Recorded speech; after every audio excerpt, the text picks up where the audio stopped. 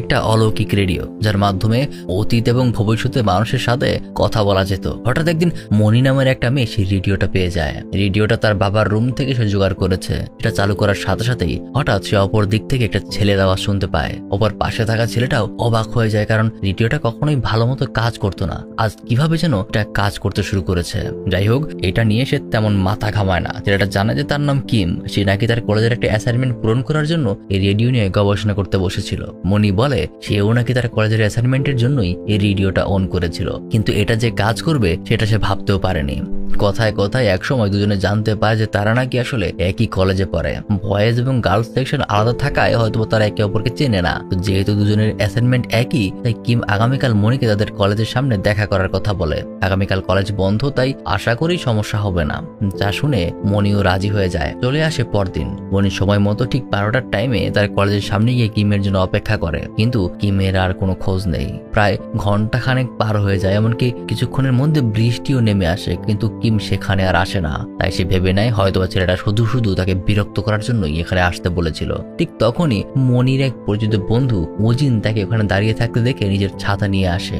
ওজিন মনিকে এখানে দাঁড়িয়ে থাকার কারণ জিজ্ঞাসা করলে মনি তাকে তেমন কিছুই বলে না। তাই ওজিন তাকে নিয়ে তাদের ক্যান্টিনে চলে যায়, আর সেখানে মনি তাকে গতকালের সমস্ত ঘটনা খুলে বলে। আসলে মনিকে অ্যাসাইনমেন্ট হিসেবে রেডিওর মাধ্যমে কোনো অপরিচিত ব্যক্তির ইন্টারভিউ রেকর্ড করার কথা বলা হয়েছিল। তো এই শুনে ওজিন জানায় অপরিচিত মানুষ কেন লাগবে, আমি তো আছি, তুমি আমার ইন্টারভিউ নিতে পারো। কিন্তু মনি জানায় যে তাতে কাজ হবে না, তার আসলে অপরিচিত একজনকেই লাগবে। তাছাড়াও আরো একটা বিষয় জানিয়ে রাখি, মনি অনেক আগে থেকেই ওজিনকে অনেক পছন্দ করে, কিন্তু কখনোই নিজের মনের কথা তাকে খুলে বলেনি, যে এটা ভেবে যদি আবার তাদের বন্ধুত্ব নষ্ট হয়ে যায়। কারণ ওজিন আর মনি দুজনেই আপাতত বেস্ট ফ্রেন্ড। অপরদিকে আমরা কিমকে দেখি, সে ওই রেডিও দিয়ে আবারও মনির সাথে কানেক্টেড হয়, আর মনিকে কিছু বলতে না দিয়ে উল্টো সে তার উপর রাগ দেখাতে শুরু করে।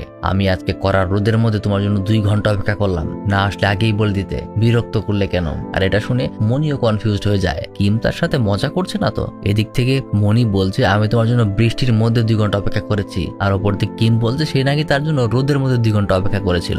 এই নিয়ে তারা দুজন একবার ঝগড়া লাগিয়ে দেয়। কিম বিশ্বাস করে না যে তার এখানে বৃষ্টি কিভাবে হবে। তখন মনি তার রেডিওর মাইক্রোফোনের জানালা দিয়ে বাইরের দিকে ধরে, আর তখনই বাইরে বৃষ্টি এবং বিদ্যুতের চমকানি শুনে কিম বুঝতে পারে যে আসলেই তো তার এখানে তো বৃষ্টি হচ্ছে, তাহলে আমার এখানে হচ্ছে না কেন? দুজনে তো একই এলাকায় থাকে। তখন এই নিয়ে ওদিকে কিম অনেকটা কনফিউশনে পড়ে গেলেও মনি তার উপর একদম রেগে আছে। সেদিন সে আর রেডিওতে তার সাথে কথা বলে না, কিন্তু পরদিন মনি তার কলেজে গেলে সবাই তার অ্যাসাইনমেন্ট পূরণ করেছে, শুধুমাত্র তারটা বাকি। তাই টিচার তাকে অনেক কথা শোনায়। এজন্য উপায় না পেয়ে সেদিন রাতে আবারও মনি রেডিওটি নিয়ে বসে অদ্ভুত ভাবে প্রত্যেকবার সে যখন সিগন্যাল ট্রেস করা ট্রাই করে, বারবার শুধুমাত্র কিমের সাথে কানেক্টেড হয়ে যায়। আর আজকে কিমের কাছে এসে সে গতকালকের জন্য সরি বলে, যাতে করে কিমও বিষয়টা মেনে নেয়। তখন কথায় কথায় কিম মনিকে জানায় আসলে সে নাকি তাকে মিথ্যা বলেছিল, তার কোনো অ্যাসাইনমেন্ট নেই। আসলে সে এই রেডিওটা দিয়ে এমন একজনকে খুঁজছিল যে তাকে এই রেডিও চালানো শেখাতে পারবে, এই জন্যই সেদিন দেখা করতে চেয়েছিল। তখন মনি তাকে জিজ্ঞাসা করে তুমি তো বলেছিলে তোমার পুরনো রেডিও, এটা চালানো শিখে তোমার কি লাভ? আর তখন আমরা আসল কারণটা জানতে পারি। মূলত কিম তার কলেজের একটা মেয়েকে খুব পছন্দ করে, আর সেই মেয়েটা রেডিও চালানো শিখতে চায়, এই জন্যই আসলে এত কিছু। আর এই সকল বিষয়ে মনির শুরু থেকেই অনেক ইন্টারেস্ট, তাই মনি কিমের গল্পটা শুনতে চায়। প্রথমে কিম তাকে বলতে চায় না, কিন্তু মনি তাকে অনেক ফোর্স করে, যে কারণে সে বলে তোমার গল্পটা বললে আমি তোমাকে রেডিও চালানোটা শেখাবো। তাই কিম এবার তাকে তার গল্প বলতে শুরু করে। সেদিন তার কলেজের প্রথম দিন ছিল, যখন একটা মেয়েকে দেখি কিমের মনে ধরে যায়। মেয়েটার নাম হানজি। স্কুল থেকে কলেজ পর্যন্ত কিম এখানেই ছোট থেকে বড় হয়েছে, তাই হানজি সেদিন কিমের কাছে কলেজের টুকিটাকি বিষয় এমনকি নিয়ম কানুন সম্পর্কেও জানতে এসেছিল। সেখানে কিম শুরুর দিকে খুবই নার্ভাস ছিল, কিন্তু ধীরে ধীরে হানজির সাথে সে স্বাভাবিক হতে শুরু করে। তারপর এভাবেই কয়েকটা দিন পার হয়, বলা যায় দুজনে এখন বন্ধুর মতো হয়ে গেছে। একবার ক্যান্টিনে যখন কিম হানজির সাথে বাকিদের পরিচয় করিয়ে দিচ্ছিল, তখন তাদের এক সিনিয়র বখাটে এসে হানজির সাথে বেহায়াপনা করে কথাবার্তা বলতে শুরু করে। তার কারণে হানজি তাকে মুখের উপর এমন কিছু জবাব দিয়ে বসে যাতে করে উল্টো ছেলেটাই ইনসাল্ট ফিল করে চলে যায়। আর এই ঘটনায় সত্যি বলতে কিম খুবই ভয় পেয়ে যায়, কারণ সে সবসময় ঝামেলা অ্যাভয়েড করেই চলে। সেদিন রাতে বাড়ি ফেরার সময় কিম তাকে বলে ওই সিনিয়রকে দেখে তো আমি নিজেও ভয় পাই, আর তুমি ওকে একদম সাবান দিয়ে ধুয়ে দিলে। আর এই বিষয় নিয়ে দুজনের মধ্যে বেশ সুন্দর কথাবার্তা চলতে থাকে। তারপর বিদায়ের সময় কথায় কথায় হুট করে কিম হানজিকে আগামীকাল একসাথে লাঞ্চ করার কথা বলে, আর বলে যে আমার মনে হয় তোমার সাথে আমার অল্প দিনের নয় বরং অনেক সময়ের সম্পর্ক। তোমারও কি এমন মনে হয়? যা শুনে হানজি প্রথম কিছুই বলে না, তাই কিম একটু ভয় পেয়ে যায় যে এত তাড়াতাড়ি তাকে এ ধরনের কথা বলা হয়তো উচিত হয়নি। ঠিক তখনই হানজি তার কথায় রাজি হয়ে যায়। আগামীকাল সময় মতোই তাদের দেখা হবে এই বলে সে চলে যায়। যে আজকে কিম খুবই খুশি। এদিকে কিমের পরিবার বলতে আসলে কেউ নেই, যে তার দাদির সাথে থাকে। আর তার ঘরে তার একমাত্র সঙ্গী বলতে আছে একটা পোষা কচ্ছপ। তার সাথেই দিন শেষে কিম তার সুখ দুঃখের কথা বলে। তারপর আরো সপ্তাহে খানেক পার হয়ে যায়। দুজনের মধ্যে বেশ ভালোই একটা বন্ডিং তৈরি হয়েছে। এক দুপুরে কলেজের ক্যাম্পাসে হাঁটা চলার সময় কিম হানজিকে জিজ্ঞাসা করে, লেখাপড়া শেষ হলে তুমি কি করবে? হানজি জানায়, তেমন কিছুই না, আমি আমার পরিবারের পাশেই থাকতে চাই, তাদেরকে সাহায্য করতে চাই। আর একই প্রশ্ন যখন সে কিমকে জিজ্ঞাসা করে তখন সে তেমন কিছুই বলতে পারে না। মূলত ছোটবেলা থেকেই কিমের লেখালেখির উপর অনেক ঝোঁক ছিল। সে আসলে লেখক হতে চায়, কিন্তু হানজিকে সে তেমন কিছু বলে না। তাছাড়াও ইদানিং সে হানজির কথা না শুনে বেশিরভাগ সময় তার চেহারার দিকে তাকিয়ে থাকে। দিনে দিনে হানজির প্রতি সে আরো দুর্বল হতে শুরু করেছে, কিন্তু আজ পর্যন্ত সে কোনো কিছু বলে উঠতে পারেনি। অবশ্য কিমের একটা খুব ভালো বন্ধু আছে যার নাম শন। সে সবসময় তাকে মোটিভেট করে। সে বলে, মনের মধ্যে সম্পর্ক থাকলে চাপিয়ে রাখিস না, বলে দে। আর শন সম্পর্কে বলতে গেলে সে কিমের ক্লাসের সবচেয়ে ভালো ছাত্র। সব দিক থেকেই সে খুবই জিনিয়াস। তাই কিম সবসময় হানজিকে শনের কাছ থেকে দূরে রাখে। যদি আবার তাকে বাদ দিয়ে হানজি শনকে পছন্দ করতে শুরু করে তাহলে তো বিপদ। কিন্তু শন আবার কখনোই এমন মেন্টালিটি রাখে না, যে সবসময় কিমকেই মোটিভেট করে। আর এই মোটিভেশনের চক্করে পড়ে কিম আজকেও একটা ভুল করে বসে। হানজি যখন বারবার জিজ্ঞাসা করে তুমি ভবিষ্যতে কি হতে চাও, তখন সে কিছু চিন্তা না করে সোজা বলে ওঠে, আমি তোমাকে বিয়ে করতে চাই। যেটা হানজির এক্সপেকটেশনের একদম উল্টো ছিল। এই কথা বলার পর কিম আর ওখানে দাঁড়িয়ে থাকতে পারে না। এত তাড়াতাড়ি হুট করে তার এমন কথা বলা উচিত হয়নি। এই ভেবে সে সেদিন রাতে কচ্ছপের সামনে বাচ্চাদের মতো কান্নাকাটি করে। সেদিন রাতে সে শনের কাছেও সবকিছু খুলে বলে। আর তাকে জিজ্ঞাসা করে যে এখন আমি কি করব বল, আমার কি তার কাছে গিয়ে ক্ষমা চাওয়া উচিত? যা শুনে এবার শন উল্টো তাকে ডিমোটিভেট করতে শুরু করে। বলে, দেখ ভাই, যদি তুই ক্ষমা চাস তারপর যদি ও তোকে রিজেক্ট করে দেয় তখন কি করবি? যা শুনে কিম এবার উল্টো শনের সাথে ঝগড়া শুরু করে দেয়। যেখান থেকে ঘটনা বর্তমানে ফিরে আসে। আর সম্পূর্ণ ঘটনা শুনে আসলে মনির খুবই ভালো আর ইন্টারেস্টিং মনে হচ্ছে। সেও বলে, আসলে তোমার এত তাড়াতাড়ি বলাটা আসলে উচিত হয়নি। তখন কথায় কথায় মনি কিমকে জিজ্ঞাসা করে, তুমি কত সালে কলেজে জয়েন করেছো? কিম বলে, এই তো 1997 সাল রানিং আছে, তো 1 বছর আগে জয়েন করেছি। তা শুনে ওইদিকে মনি মজা করে বলে, আরে আমি তোমার বার্থডে জিজ্ঞেস করিনি, আমি তোমার কলেজে ভর্তি হওয়ার সাল জিজ্ঞেস করেছি। এটা শুনে কিম তাকে এনশিওর করে যে আমি মজা করছি, আমি কলেজে ভর্তি হওয়ার সালেই বলছি। আর এখানেই বেঁধে যায় সমস্যা। মনি বলে যে এখন 2022 সাল চলছে, তুমি 1996 সালে গেলে কিভাবে?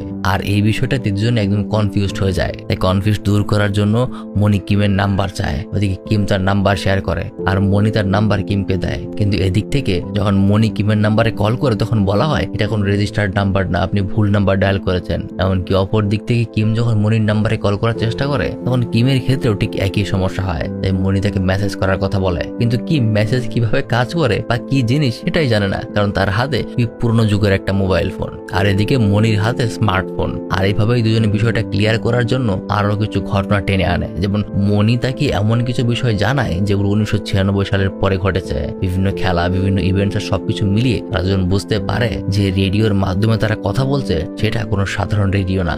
এই রেডিও তাদের দুজনের টাইমলাইনকে একত্রিত করেছে। এখানে কিম আছে 1996 সালে আর মনি আছে 2022 সালে। তাদের দুজনের মধ্যে প্রায় 26 বছরের পার্থক্য, কিন্তু তবুও রেডিওর মাধ্যমে তারা অতীত এবং ভবিষ্যতের টাইমলাইনকে একত্রিত করে কথা বলতে পারছে। যে বিষয়টা বুঝতে পেরে দুজনে বেশ এক্সাইটেড হয়ে পড়ে। তবে এদিকে মনির যে বন্ধুটার কথা বলেছিলাম উজিন, তার পারিবারিক অবস্থা বর্তমানে খুব খারাপ। মনি জানতে পেরেছে যে সে নাকি লেখাপড়া বাদ দেওয়ার সিদ্ধান্ত নিয়েছে। তাই বিষয়টা নিয়ে মনি তাকে জিজ্ঞাসা করতে আসে। জানতে পারে খুব শীঘ্রই উজিন কোনো একটা কাজে ঢুকে যাবে আর আগের মতো সম্ভবত তাদের আর দেখা হবে না। এই বিষয়টা মনির খুবই খারাপ লাগে। সেদিন বাসায় এসে সে আবারও কিমের সাথে কথা বলে, তাকে উজিনের সম্পর্কে সবকিছু জানায় যে সে উজিনকে পছন্দ করে। এই বিষয়টাও তার সাথে সে শেয়ার করে। এমনকি এতদিন ধরে কথাবার্তায় দুজনে এখন তাদের পার্সোনাল লাইফ সম্পর্কেও একে অপরের সাথে শেয়ার করতে শুরু করে। কিম তাকে সাজেশন দেয় যে আমি তাড়াহুড়ো করেছি ঠিক আছে, কিন্তু তোমার উচিত নিজের মনের কথা তাকে বলে দেওয়া। এমনকি সেদিন কিম নিজে মনির কাছে সাজেশন চায় হানজিকে ইমপ্রেস করার জন্য তার কি করা উচিত, কারণ রিসেন্ট সেই ঘটনার 3 দিন হয়ে গেছে, সে এখনো হানজির সামনে যাওয়ার সাহস পায়নি। তাই এবার মনি থেকে সাজেশন দেয় কিভাবে তার সাথে কথা বলতে হবে, কিভাবে ব্যবহার করতে হবে, এই সব কিছু।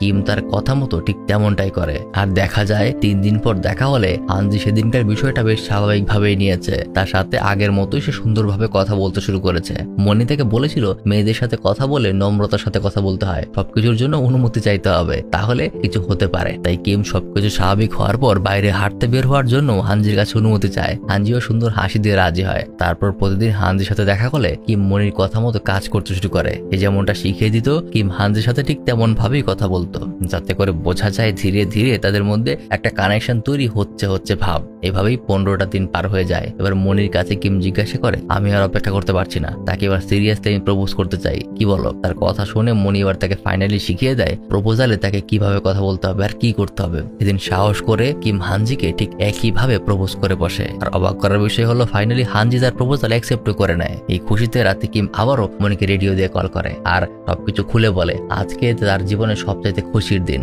আর কথা বলা শেষ হলে এবার কিম উল্টো মনিকে ওজিনের বিষয়টা নিয়ে জিজ্ঞাসা করে। সে তাকে মনের কথা বলছে না কেন, কিন্তু মনি তাকে তেমন কিছুই বলতে পারে না। বোঝা যায় যে সে ওজিনকে কিছুই বলতে পারেনি। তাই এবার কিম নিজে থেকে তাকে সাহস যোগায়, তোমার বলে দেওয়া উচিত, না হলে দেরি হয়ে গেলে কিন্তু কিছু করার থাকবে না। কিন্তু মনি বিষয়টা তেমন একটা কানে নেয় না। সে জিজ্ঞাসা করে, তুমি তো 1997 সালের ব্যাচে তাই না? আজকে হিসাব করে দেখলাম আমার বাবা আসলে তোমার ব্যাচেই ছিল, তো তার সম্পর্কে কি তুমি কিছু বলতে পারবে? এই শুনে কিম আরো বিষয়টা নিয়ে ইন্টারেস্টেড হয়। জিজ্ঞাসা করে, ভালোই তো, তোমার বাবার নামটা বলো তো। তখন মনি জানায় তার বাবার নাম আসলে শন। তখন এই শুনে কিম একদম হাসতে শুরু করে যে তুমি তাহলে শনের মেয়ে, তোমার বাবা বর্তমানে আমার বেস্ট ফ্রেন্ড। তখন ওদিক থেকে মনির বিষয়টাতে কৌতূহল হয়। জিজ্ঞাসা করে, তুমি আমার বাবাকে চেনো? তার মানে তো তুমি আমার মাকেও চেনো। আমার মাও তোমাদের বেঁচেই ছিল। এই কলেজ লাইফ নাকি তারা একসাথে কাটিয়েছে, আর পরবর্তীতে তারা দুজনে প্রেম করে বিয়ে করেছে। যা শুনে কিম এবার তার মায়ের নামটাও জিজ্ঞাসা করে। তখন মনি জানায় আমার মায়ের নাম হচ্ছে হানজি। আর এই কথা শুনেই কিমের মাথায় আকাশ ভেঙে পড়ে। আসলে মনিকে সে নিজের লাভ স্টোরি শুনিয়েছিল ঠিকই, কিন্তু প্রেমিকার নামটা সে জানায়নি। আর এখন সে জানতে পারলো ভবিষ্যতে আসলে হানজির সাথে শনের বিয়ে হবে। তাহলে সে কোথায় থাকবে? এই কারণে শনকে সে শুরু থেকেই হানজিকে দূরে রেখেছিল, কিন্তু ভবিষ্যতে আসলে এটাই ঘটবে। তাই সে রেগে গিয়ে রেডিও ডিসকানেক্ট করে ফেলে। ওদিকে মনি কিছু বুঝতে না পেরে রেডিও রেখে ঘুমাতে চলে যায়। তখন তার ঘরে আমরা দেখতে পাই একটা ছবি ঝোলানো আছে, যেখানে শন, তার ওয়াইফ হানজি আর তাদের মেয়ে মনি তারা একসাথে খুব হাসি খুশি ভাবে আছে। অবশ্য বর্তমানে মনির বাবা শন জবের কারণে দেশের বাইরে আছে, তবে তারা নিজের পরিবার নিয়ে খুবই খুশি। এমনকি মনিও একটা কচ্ছপ তার ঘরে পৌঁছে রেখেছে, যে কচ্ছপটা কোনো এক সময় কিমেরই ছিল, কিন্তু মনি কিছুই জানে না। পরদিন কিম খুবই টেনশন নিয়ে তার কলেজে যায়। আজকে হঠাৎ সে দেখতে পায় তার বন্ধু শনের সাথে হানজি একটা কোনায় দাঁড়িয়ে কথা বলছে, যা দেখে সে খুবই নার্ভাস হয়ে পড়ে। তাড়াতাড়ি সেখান থেকে শনকে সরিয়ে হানজিকে নিজের সাথে করে নিয়ে ভেতরে আসে। জিজ্ঞাসা করে, শনের সাথে তুমি কি করছিলে? হানজি জানায় আজকে নাকি তাদের একটা মিটিং আছে, আর শন যেহেতু লেখাপড়ায় ভালো তাই তার আগে একটু আলোচনার জন্য সে কথা বলছিল। তারপর বিকালে সেই মিটিংয়েও কিম খুবই অদ্ভুত আচরণ করছিল। বিষয়টা বুঝতে পেরে শন তাকে বাইরে বেরিয়ে নিয়ে আসে। তাকে জিজ্ঞাসা করে যে বাই চান্স তুই আমাকে নিয়ে হানজির কারণে সন্দেহ করছিস না তো? সেখানে কিমের কিছুই বলার থাকে না। তাই শন তাকে বোঝায়, দেখ ভাই, তুই আমার বেস্ট ফ্রেন্ড, আর আমি জানি তুই হানজিকে কতটা ভালোবাসিস, তাই ওকে আমি কখনোই এমন নজরে দেখবো না। এই বলে সে ভেতরে চলে যায়। তারপর অনেকগুলি দিন পার হয়ে যায়। এতদিনে মনির সাথেও ওই রেডিওতে কিমের কোনো প্রকার কথা বলেনি, কারণ একটা জিনিস তার ভেতরটাকে কুরে কুরে খাচ্ছে। সে চেষ্টা করছে হানজি তার সাথেই যেন থাকে, শুধু বর্তমান নয়, ভবিষ্যতেও হানজিকেই সে বিয়ে করবে। কিন্তু যদি ভবিষ্যৎ জানার পর সে বর্তমানকে পরিবর্তন করে ফেলে, তাহলে হয়তো মনি কখনো জন্মই নেবে না, ভবিষ্যৎ বলতে যাবে। এই বিষয়টাও আবার সে চায় না, কারণ এতদিনে মনির সাথে কথাবার্তায় তাদের মধ্যে একটা আলাদা ইমোশনাল বন্ডিং তৈরি হয়েছে।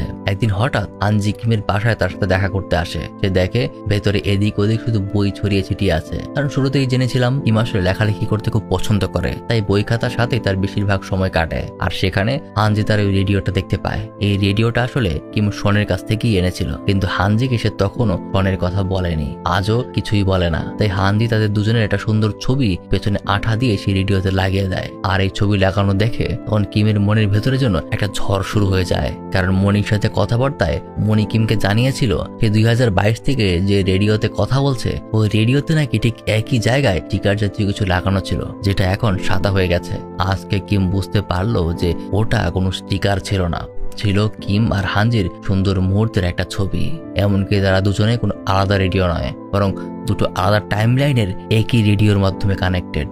আর এই বিষয়টাই তার ভেতরে একটা বিশাল পরিবর্তন বয়ে আনে। সে বুঝতে পারে যদি এখন সেই ছবিটা উঠিয়ে ফেলে, তাহলে হয়তোবা মনি কখনোই ওই রেডিওতে আর স্টিকারটা দেখবে না, তার স্মৃতিও বদলে যাবে। আর যদি সে শন আর হানজির সম্পর্ক তৈরিতে কোন প্রকার বাধা হয়ে দাঁড়ায়, তাহলে হয়তো মনির অস্তিত্বই মুছে যাবে।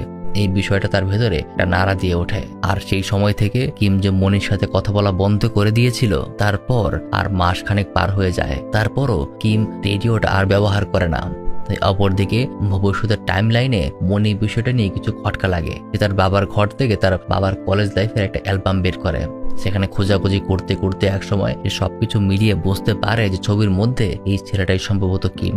আর আজকে তাকে দেখতে পেরে মনি বিষয়টাতে আরো কানেক্টেড ফিল করে। সবকিছু মিলিয়ে সেও আন্দাজ করে ফেলে কিম যে মেয়েটাকে ভালোবাসতো এটা অন্য কেউ নয়, বর্তমানে এটা তার বর্তমান মা হানজি। তাই সে দেরি না করে সোজা তার মাকে কল করে। তার মাও তখন কাজে শহরের বাইরে ছিল, কিন্তু তবুও যখন মনি তার কাছে কিম সম্পর্কে জানতে চায় তখন হানজি তার মেয়েকে সংক্ষিপ্তভাবে সবকিছু খুলে বলে।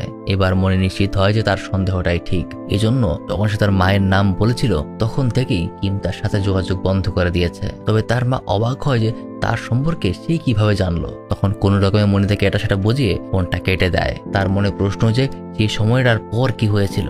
মনি নিজেকেই দোষ দিতে শুরু করে। যদি সে তার মায়ের কথা না বলতো, যদি ভবিষ্যতের বিষয়গুলো তার কাছে খোলাসা না করে দিত, তাহলে হয়তোবা কিম তার সাথে যোগাযোগ রাখতো। আর বিভিন্ন রকম বিষয় নিয়ে মনি বারবার শুধু নিজেকেই দোষ দিতে থাকে। সবকিছু সে উজিনের সাথে শেয়ার করে, কিন্তু উজিন তাকে বোঝায় যে সময়ের রূপরেখায় যা ছিল সেটাই হয়েছে, তোমার এতে কোনো দোষ নেই। কিন্তু তবুও মনির মনে শুধু একটা কৌতূহল ঘুরপাক খায় যে কি এমন হয়েছিল যে পরবর্তীতে কিম আর তার মা আলাদা হয়ে গিয়েছিল। তার মাকেও সে কিছু জিজ্ঞাসা করতে পারে না, কারণ সে কি তাকে ব্যাখ্যা দেবে। এখানে তার কিছু বলার নেই। ভবিষ্যতে সেই টাইমলাইনে মনির দিনকাল এভাবে পার হতে থাকে। আর ফাইনালি মনি তার ফার্স্ট সেমিস্টারে অ্যাসাইনমেন্ট জমা না দিতে পারলেও ফাইনাল সেমিস্টারে মনি কলেজের নিজের অ্যাসাইনমেন্টটা তুলে ধরে। এখানে কিমের সম্পূর্ণ ঘটনাটা সবাইকে সে সুন্দর করে বোঝায়, আর প্রত্যেকের কাছেই এটা খুবই ভালো লাগে। কিন্তু কনফারেন্স শেষ হলে মনি যখন বাইরে বের হয়ে আসে তখন উজিন তার কাছে একটা বই নিয়ে আসে, বলে এই বইটা সে পড়েছিল আর মনির সম্পূর্ণ ঘটনার সাথে এই বইয়ের ঘটনার অনেক মিল আছে। এমনকি এই বইটা যে লিখেছে তার নামও কিম। যা জানতে পেরে মনি বিন্দুমাত্র দেরি না করে সোজা ওই রাইটারের সাথে দেখা করতে বেরিয়ে পড়ে। বইটা রিসেন্টলি লঞ্চ হয়েছিল, তাই রাইটার কিম তার ফ্যানদের অটোগ্রাফ দেওয়ার জন্য তার আউটলেটেই সারাদিন থাকতো। মনি সোজা সেখানে চলে যায় আর কিমের সামনে গিয়ে এসে জিজ্ঞাসা করে, 2টা মাস পর হয়ে গেল, তোমার সাথে রেডিওতে যোগাযোগ করতে পারছি না, কি করেছো রেডিওটাকে? আর এটা শুনেই কিম তাকে চিনে ফেলে, বলে তোমার জন্য 2 মাস, কিন্তু আমার জন্য এটা 25 বছর। ভালো লাগলো, অনেক বছর পর আবার তোমার সাথে কথা হচ্ছে। তো মনি তাকে অন্য কিছু জিজ্ঞাসা না করে সোজা জিজ্ঞেস করে যে সেদিনের পর আসলে কি এমন হয়েছিল যে সবকিছু বদলে গেল। কিম জানায় যে কিছুই বদলায়নি, শুধু নিয়তি যেমনটা চেয়েছিল তেমনটাই হয়েছে। চলুন কিমের ভাষায় আমরা অতীতের সেই ঘটনাটা দেখে আসি। সেদিনের পর থেকে কিম কখনোই হানজির সাথে চোখ মিলিয়ে কথা বলতে পারতো না। তার মনে একটা দোটানা কাজ করতো, সবসময় মনে হতো এটা বোধহয় ঠিক হচ্ছে না। একবার টুর্নামেন্টে কিম পার্টিসিপেট করেছিল, সে দেখে হানজির পাশে শন আর তারা খুব সুন্দর হাসি খুশি কথা বলছে, তাই কিম ওটা সহ্য করতে পারেনি। ওখানে তার সাথে মারামারি করে আর রাতের বেলা গিয়ে শনের কাছে সরিও বলে। তাদের মধ্যে আবার সবকিছু ঠিক হয়ে যায়, কিন্তু দিনে দিনে এমন অনেক ঘটনাই ঘটতে থাকে যেগুলো কিমের সহ্য হচ্ছিল না। নিজেকে জোর দিতে শুরু করে। একবার সে দেখে তার প্রিয় কচ্ছপটা তার ঘরে নেই। কচ্ছপের পায়ের ছাপ ধরে বাইরে যেতে গিয়ে সে দেখে বাইরে বৃষ্টি হচ্ছে। সে দেখতে পায় বৃষ্টির বাইরেই শন আর হানজি এক ছাতার নিচে দাঁড়িয়ে আছে। হানজির হাতে কিমের প্রিয় সেই কচ্ছপটা। যে দৃশ্য দেখে কিম তার সিদ্ধান্ত নিয়ে ফেলে, যাই হয়ে যাক, নিয়তি যেমনটা চায় তেমনটাই হতে দিতে হবে। তাই পরবর্তী সময়ে কিম তার দাদিকে নিয়ে সেই শহর ছেড়ে চলে যায়, কিন্তু কোথায় যায় সে সম্পর্কে কেউ কিচ্ছু বলতে পারে না। আর পরবর্তী সময়ে হানজি অনেকদিন পর্যন্ত কিমের অপেক্ষা করেছে, কিন্তু জীবন তো আর থেমে থাকবে না। পরবর্তীতে ধীরে ধীরে শনের সাথেই তার ঘনিষ্ঠতা হতে শুরু করে, আর তারপর বিয়ে। আর তারই মাধ্যমে আজকে মনি কিমের সামনে দাঁড়িয়ে তাকে সকল কিছু জিজ্ঞাসা করছে। একদম শেষে কিম মনিকে শুধু এতটুকুই জিজ্ঞাসা করে যে আমার কচ্ছপটা কেমন আছে। মনি তাকে কিছু বলতে পারে না, তাই কিম তার নতুন বইয়ের সিগনেচার দিয়ে এটা মনিকে গিফট করে, বলে এই বইয়ে তোমার গল্পটাই লেখা আছে। আর এই বিষয়টা মনির মনটাকে একদম ভিন্ন একটা অনুভূতির সাক্ষী করে। সে আর দেরি করে না, সে সোজা ওজিনের সাথে দেখা করে আর তাকে নিজের মনের কথা খুলে বলে। একদম কলেজ লাইফের শুরু থেকেই ওজিনকে সে কতটা ভালোবেসেছে। সে তার শুধু বন্ধু নয়, সে তার সবকিছু। এতদিন সে ভয় পেয়েছে তাই কিছু বলতে পারেনি, কিন্তু আজ তার চোখে একজন আঙুল দিয়ে দেখিয়ে দিয়েছে যে সময় থাকতে মনের কথা বলে দেওয়া উচিত, না হলে হয়তোবা অনেক সময় অনেক দেরি হয়ে যায়। আর তার এই কথা শুনে আজ ওজিনও নিজের মনের কথা খুলে বলে, কারণ সেও ঠিক একই অবস্থার মধ্যে দিয়ে গিয়েছে। সত্যি বলতে কলেজ লাইফের শুরু থেকে ওজিনও মনিকে একদম মন থেকে ভালোবেসেছে। বিশেষ করে ওজিন তাকে আরো একটা বিষয় খুলে বলে, মনে আছে গল্পের একদম শুরুর দিকে মনি কিমের সাথে প্রথম কথা বললে তার জন্য যে বৃষ্টির মধ্যে অপেক্ষা করছিল, আর তারপর ওজিন তার ছাতা নিয়ে এসেছিল। এই ছাতাটা একটা ভদ্রলোক তার হাতে ধরিয়ে দিয়েছিল, আর সেই তাকে মনির কাছে পাঠিয়েছিল। সে তাকে অনেক সাহস জুগিয়েছিল তার মনের কথা বলতে। আর বর্তমানে দুজনে নিজেদের মনের ফিলিং সম্পূর্ণ আজ একে অপরের কাছে প্রকাশ করলো। তো জানলে অবাক হবেন, সেদিন সেদিনকার অপরিচিত সেই ভদ্রলোকটা অন্য কেউ নয়, এটা ছিল কিম। দুদিনের টাইমলাইন আলাদা হলেও কিম নিজের কথা রেখেছে। দূর থেকেই মনি আর তার পরিবারের সবসময় ভালো চেয়েছে। আজ সে সাউথ কোরিয়ার সবচাইতে বড় লেখক। আর এখানেই শেষ হয়ে যায় আজকের গল্পটা। এরকমই একটা গুড ফিলিং, মন ভালো করার মতো গল্প দেখতে চাইলে স্ক্রিনে ভিডিওটা, এই ভিডিওটাও দেখতে পারেন। এতক্ষণ আমাদের সাথে ছিলাম আমি মারো। দেখা হবে পরবর্তীতে আরো একটা গল্প নিয়ে।